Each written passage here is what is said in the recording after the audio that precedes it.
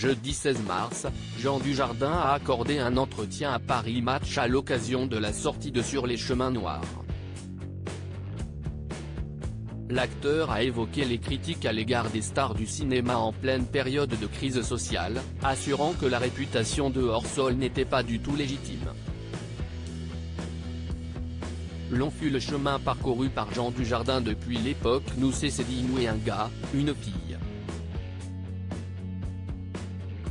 En 30 ans de carrière, l'ex-mari d'Alexandra Lamy est passé de comédien adoré de la télévision française à acteur adulé à travers le monde. Une carrière qui s'est métamorphosée en 2012 lorsqu'il est devenu le tout premier acteur français à recevoir l'Oscar du meilleur acteur pour The Artist, une consécration qui ne lui ouvre pourtant pas les portes d'Hollywood et ne le fait pas quitter la France. Vous avez l'Oscar, vous devez forcément quitter ce pays.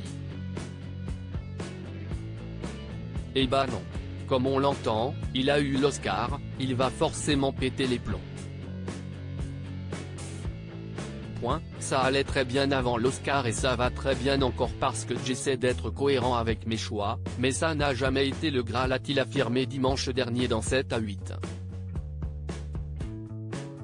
Il faut des pensées un peu courtes pour nous voir comme des privilégiés après le succès de novembre l'année dernière, qui ne lui a néanmoins pas permis de décrocher son premier César. Malgré 4 nominations, Jean Dujardin fait son retour au cinéma avec un rôle bouleversant dans Sur les chemins noirs. L'occasion pour lui d'évoquer son statut et le rapport des Français avec les stars du cinéma, souvent considérées comme hors-sol. Je suis devenu acteur pour échapper au monde des grands, justement, où je n'ai jamais eu envie d'entrer. On ne peut pas reprocher aux artistes d'être hors-sol vu que nous avons choisi de l'être.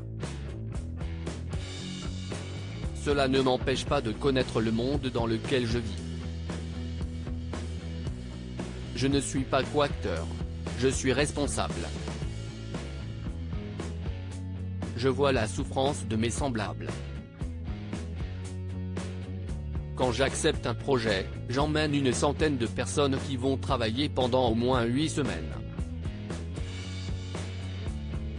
Il faut des pensées un peu courtes pour nous voir comme des privilégiés qui n'ont conscience de rien, assure-t-il dans les colonnes de Paris Match, alors que des millions de Français descendent dans les rues pour protester contre la réforme des retraites. La preuve, s'il a ressenti le besoin de quitter Paris, il n'a pas suivi bon nombre d'acteurs à l'étranger, préférant poser ses bagages dans les Hauts-de-Seine. D'où il peut encore entendre gronder la colère populaire.